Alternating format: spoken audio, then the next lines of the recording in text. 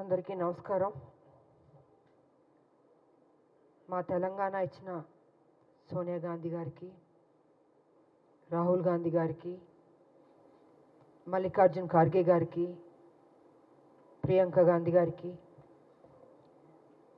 మా తెలంగాణ కాంగ్రెస్ ముఖ్యమంత్రి రేవంత్ రెడ్డి గారికి, మా కాంగ్రెస్ రాష్ట్ర అధ్యక్షులు మహేష్ కుమార్ గౌడ్ గారికి, ఉప ముఖ్యమంత్రి బట్టి విక్రమార్క గారికి, మిగతా మంత్రులకి, ముఖ్య నాయకులకి, మా కాంగ్రెస్ కార్యకర్తలకి అందరికీ నేను ధన్యవాదాలు తెలియజేసుకుంటున్నాను. గత ఒక వారం నుంచి ఎవరో నేను కొత్త మనిషిలాగా అసలు ఎలా ఇచ్చారు ఈవిడికి ఒక ఎమ్మెల్సీ అని ఒక వింతగా ప్రశ్నలు వేయడం జరుగుతుంది. అంటే మీడియాలో జరుగుతుంది. అది మీడియా వాళ్ళు వేయడం కాదు, అది ఎవరు అడిగిస్తున్నారో కూడా మాకు తెలుసు. పాపం బీజేపీ టీఆర్ఎస్ వాళ్ళకి ఏం అర్థం కావట్లేదు అనుకుంటాను. ఒక మహిళగా మీ రెండు పార్టీలకు నేను సేవలు అందించాను, మీరు సరైన నిర్ణయం తీసుకోకపోబట్టి మీ పార్టీని విడిచి నేను బయటికి వెళ్ళాను.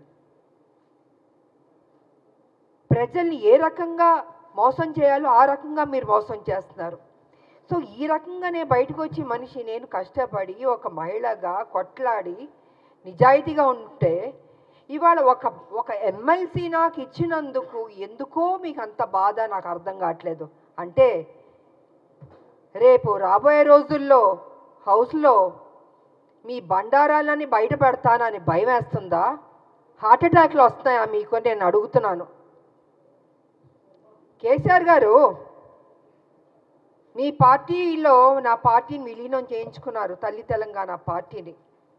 మీరు నా ఎమ్మటి పడ్డారు కానీ నా పార్టీని విలీనం చేయమని నేను మీ పార్టీలోకి వస్తానని నేను అనలేదు. ఈ రకంగా మీరు నా విలీనం చేయించుకొని నా చేత పని చేయించి ఉద్యమాలు అన్నీ చేశాను, కష్టపడ్డాను. కానీ మీరేం చేశారండి? ఒక మహిళని ఏ కాంగ్రెస్ తెలంగాణ ఇస్తాం అని చెప్పడం జరిగిందో అదే రోజు రాత్రి ఏ మాత్రం గ్యాప్ ఇవ్వకుండా, సమయం ఇవ్వకుండా, ఆ ఆనందాన్ని నేను తీసుకోనివ్వకుండా 12ంటికి సస్పెండ్ చేశాడు కేసీఆర్. వాస్తవాలు మాట్లాడుకుందామండి. ఎందుకు వాస్తవాలు కప్పిపుడుచుకుంటారు? విజయశాంతికి సంబంధమే లేదా? తెలంగాణ విజయశాంతి పోరాడలేదా? ఫర్ కైండ్ ఇన్ఫర్మేషన్ 1998 నా రాజకీయ జీవితం మొదలైంది బీజేపీ నుంచి. ఇది అందరికీ తెలిసిన సత్యం. ఒక ఓటు 2 రాష్ట్రాలు అనబట్టే నేను వెళ్ళాను. కానీ వాళ్ళు నిలబెట్టుకోలేదు. అందుకే బయటకు వచ్చి తల్లి తెలంగాణ పార్టీ నడిపించాను. నేను ఒక మహిళగా ఆల్మోస్ట్ 4.5 to 5 years నేను ఉద్యమాలు చేశాను. అప్పుడు కేసీఆర్ గారు ఎక్కడున్నారంటే ఆయన టీడీపీలో ఉన్నారు. ఆయన టీడీపీలో ఉండి ఆయనకి మంత్రి పదవి ఇవ్వలేదు కాబట్టి అప్పుడు బయటకు వచ్చి ఆయన ఉద్యమం ఎత్తుకున్నారు. అప్పటికే నేను ఉద్యమం అన్నది స్టార్ట్ చేశాను. ఇది తెలుసుకోవాలండి. కొంచెం వెనక్కి వెళ్ళి, బహుశా అందరికీ తెలుసు కానీ తెలియనట్టు నటిస్తుంటారు. అంటే ఒక బురద జల్లడం కేసీఆర్ ఒక్కడే కాదండి, ఆయన సొత్తు కాదు తెలంగాణ. 1200 మంది చనిపోయారు తెలంగాణలో, ఎంతోమంది త్యాగం చేశారు, ఎంతోమంది కొట్లాడారు. దాంట్లో ఒక ఆడబిడ్డగా నా వంతు నేను కృషి చేశాను. నేను అలాంటిది ఈరోజు ఒక ఎమ్మెల్సీ వచ్చినందుకు ఎలా వచ్చింది, ఎందుకు ఇచ్చారు, ఏం చేశారు, ఆవిడ ఎక్కడ ఏంటండి ప్రశ్నలు? తెలంగాణ పార్లమెంట్లో 2 ఎంపీలు వెళ్ళారు కదా, 2 వెళ్ళినప్పుడు కొట్లాడుతున్నప్పుడు కేసీఆర్ ఎందుకు ఎగ్జిట్ అయిపోయాడండి? చివరిదాకా ఉంది. ఆ రోజు మా ఎంపీలు, కాంగ్రెస్ ఎంపీలు అందరూ ఉన్నాం, పెప్పర్ స్ప్రేలు కొట్టారు. నార్త్ ఎంపీలు అందరూ చిత్తగా బాదుతున్నారు మమ్మల్ని ఎంపీని. నేను మీరా కుమార్ గారిని ఇలా పట్టుకుని నిలబడ్డాను. నేను ఇంత చేస్తే ఇదా అండి మీరు మాకు చూపించే కృతజ్ఞత? ఇదా మీ కుట్రబుద్ధి?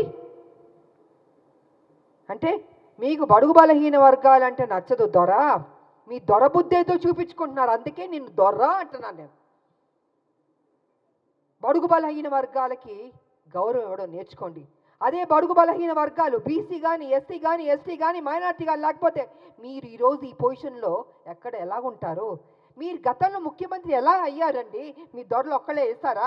ఇంతమంది ఓటు వేయబట్టి మీరు ముఖ్యమంత్రి అయ్యారు, ఇంతమంది త్యాగం చేయబట్టి మీరు ముఖ్యమంత్రి అయ్యారు. అది గుర్తుపెట్టుకోండి దొరగారు. నిన్న వేయడం కాదు రాములమ్మ మీద, మీలా పిరికి బంధం నేను మాత్రం కాదు. గచ్చున్న మహిళని, త్యాగం చేసిన మహిళని, నా ఆస్తులు అమ్మి పెట్టాను తెలంగాణకి.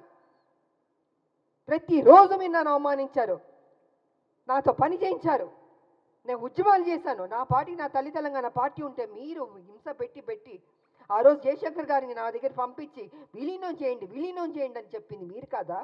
నేను విలీనం చేస్తానన్నానా? నేను సరే, ఇద్దరూ తెలంగాణ కోసం కొట్లాడుతున్నప్పుడు వేరువేరుగా వెళ్ళకూడదని ఒక దీంతో పెద్ద మనసుతోటి నా పార్టీని నేను విలీనం చేయడం జరిగింది. అంతేగాని వేరే ఏదో ఆలోచనతో మాత్రం కాదు. ఎందుకు చెప్తున్నానంటే అసలు తెలంగాణకి విజయశాంతికి సంబంధమే లేదన్నట్టు మాట్లాడుతుంటే చాలా అసహ్యంగా కూడా ఉందండి. ఒక ఆడబిడ్డని మెచ్చుకోవడం నేర్చుకోండి. మీకు మెచ్చుకోవడం మనసు రాకపోతే నోరు మూసుకొని కూర్చోండి. అంతేగాని మీ ఇష్టం వచ్చినట్టు ఎందుకు ఇచ్చారంటే ఇచ్చారండి కాంగ్రెస్ ఒక ఎమ్మెల్సీ.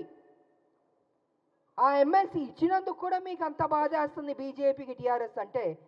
మా రాజకీయ నాయకుల శత్రువులారా బంద్ చేయండి.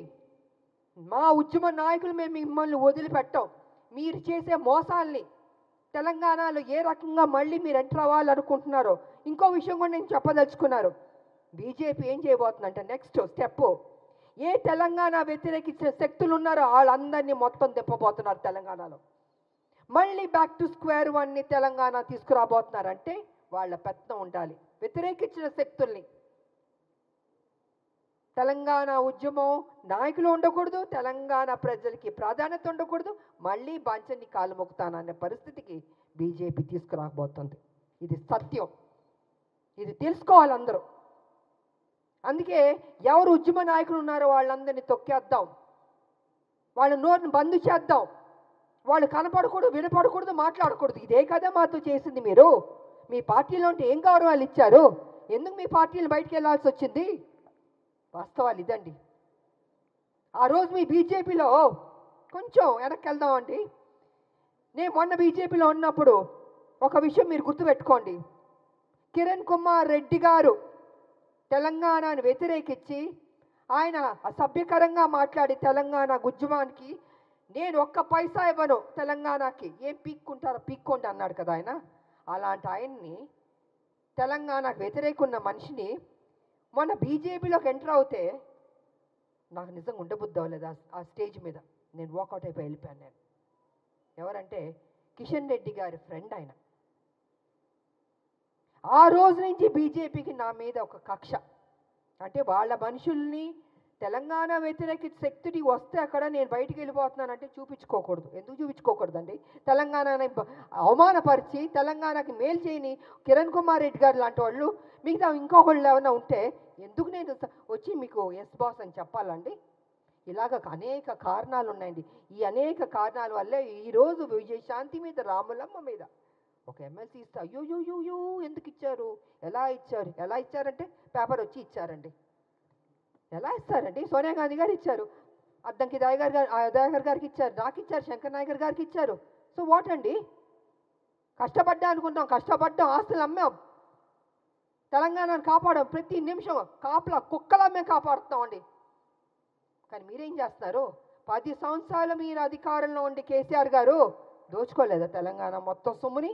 ఇవాళ మీరు దోచుకోబట్టే కదా ఈ పరిస్థితి వచ్చింది. అది విడిచిపెట్టి కాంగ్రెస్ మీద నిందలేయడం, ఆయన చేసిన తప్పులు చెప్పడు, 7 లక్షల కోట్లు ఎలా తిన్నాడో ఖర్చు అయిందో చెప్పడు, ఎలా అప్పయింది చెప్పండి. నేను కూడా నా పార్టీ నేను అడుగుతున్నాను, సీరియస్గా తీసుకోవాలి సార్. మనం విడిచిపెట్టకూడదు. దీన్ని ఎంత దూరం వరకు తీసుకెళ్ళా? 7 లక్షల కోట్ల అప్పు ఎలాగైంది చెప్పమనండి. దాట వేయడం కాదు, నా మనిషిని మాత్రం విడిచిపెట్టకూడదు. నువ్వు ఉద్యమాలు అని చెప్పి నీకు చేతిలో తెలంగాణ పెడితే నువ్వేం చేస్తావు? 7 లక్షల 1 మినిట్ సార్, 7 లక్షల కోట్లు అప్పులు చేస్తామండి. మిగులు బడ్జెట్ నుండి అప్పులు రాష్ట్రానికి ఎందుకు వెళ్ళింది? ఎక్కడెక్కడి నుండి డబ్బులు తిన్నావు? కాళేశ్వరం దగ్గర నుంచి, ల్యాండ్ల దగ్గర నుంచి. నేను పిల్లు కూడా వేసాను, కొన్ని ల్యాండ్లు అమ్మేస్తుంటే పిల్లు వేసానండి నేను. ఇలా ఎన్నో జరిగినాయండి. అందుకే వాళ్ళు చెప్తున్నాను నేను, కేసీఆర్ వాస్తవాలు నువ్వు మాట్లాడాలి. సమయం దగ్గర పడింది. నువ్వు చేసిన తప్పులు చెప్పాల్సిందని మేము విడిచిపెట్టాం. డెఫినెట్గా విడిచిపెట్టామండి. మా రాష్ట్రం మేము కష్టపడి తెచ్చుకున్న రాష్ట్రం, నా ప్రజలు బాగుండాలని కోరుకునే వాళ్ళం మేము. ఉద్యమకారులకు మాకు నిత్యం మా ప్రజలు బాగుండాలి, మేలు జరగాలని ఆలోచిస్తూనే ఉంటాం మేము. ఇంతకు మించి మాకు అయ్యా ఉంటుందండి.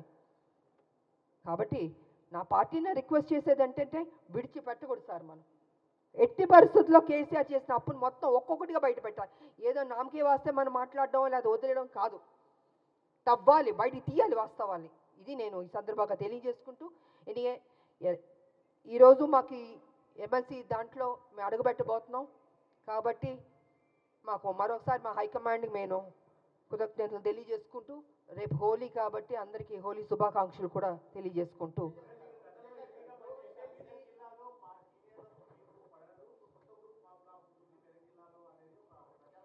నేను చెప్పనండి, కేసీఆర్ గారు అక్కడ వాళ్ళ ఎంపీలు ఉన్నారు, వాళ్ళ ఎమ్మెల్యేలు కూడా కొంతమంది ఉన్నారు కదండి. ఇలాగే ప్రెస్లో చెప్పించే వాస్తవాల్ని కప్పిపుచ్చి అవాస్తవాల్ని ముందుకు తీసుకొస్తున్నాడండి కేసీఆర్. నాకు అక్కడ ఉన్న వాళ్ళకి ఎవరు పడలేదని మీకు ఎవరు చెప్పారు? మేము చెప్పానా? లేదా అక్కడున్న మా కాంగ్రెస్ వాళ్ళు ఏమన్నా చెప్పారా? ఎవరు చెప్పలే కదండి. ఇప్పుడు ఎమ్మెల్సీ ఇచ్చినందుకు కూడా ఏంటి ఏంటి ఏంటని ఆయన కదా స్ప్రెడ్ చేస్తున్నాడు. ఆయన కదా ఈ రకంగా మాట్లాడుతున్నాడని మీకు తెలీదా అండి? మీ మీడియా సోదరులకు తెలీదా? నేనేం పని చేశానని? 1998 నుంచి నేను పనిచేసింది తెలీదా? 28 ఏళ్ళు ఎలాగ పనిచేశానండి? పార్లమెంట్లో కొట్లాడని తెలీదా? ప్రజలకు తెలీదా? మనం ఇప్పుడు నా నోరు మీరు మూయొచ్చు, మీ నోరు నేను మూయొచ్చు, కానీ ప్రజలు చూస్తున్నారు కదా. ప్రజలకు తెలీదా రామలమ్మ ఏ రకంగా కష్టపడిందని? వాట్ ఇస్ దిస్ అండి?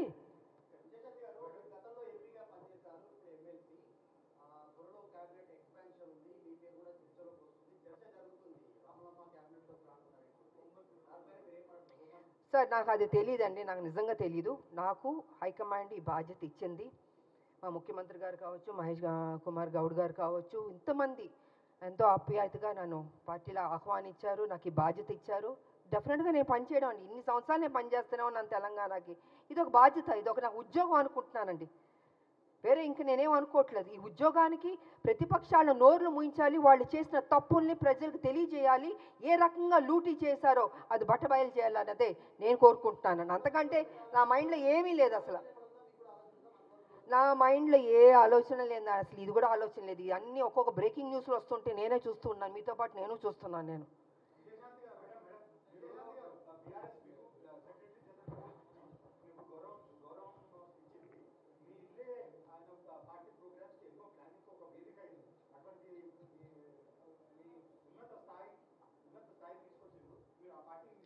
అదే సార్, మళ్ళీ మీరు అదే అంటున్నారండి. నేను ఇంతసేపు వాస్తవం చెప్పాను, నేను వదిలి రాలేదండి. కాంగ్రెస్ తెలంగాణ ఇస్తున్నాం అని చెప్పగానే అదే రోజు రాత్రి 12ంటికి నన్ను సస్పెండ్ చేశాడు. కారణమే లేదు. ఆయన అడగండి ఎందుకు చేశారు మీరు? రాములమ్మని కష్టపడింది కదా, బై ఎలక్షన్స్ కష్టపడింది, కొట్లాడింది. నీ పార్టీ డౌన్ అయిపోతుంటే మరి 2009 ముందు తీసుకుని చేర్చుకున్నావు కదా రాములమ్మని. నా సొంత పార్టీ ఉంది అప్పటికి. పార్లమెంట్లో నువ్వు లేవు కదా, పారిపోయావు కదా హౌస్ నుంచి. మరి నేను కదండి ఉన్నాను చివరిదాకా బిల్లు పాస్ అయ్యే వరకు. మరి మాట్లాడండి మీరు మీడియా సోదరులు. నన్ను ప్రతిదీ అడుగుతుంటే నేనేం చెప్పనండి? మీకు వాస్తవం తెలుసని నాకు తెలుసు. So please try to ask him అండి. 10వ చెల్లెలు కడుపులో పెట్టుకుంటాను, నెత్తి మీద పెట్టుకుంటాను, తీసి కాళ్ళలో పడేశాడు.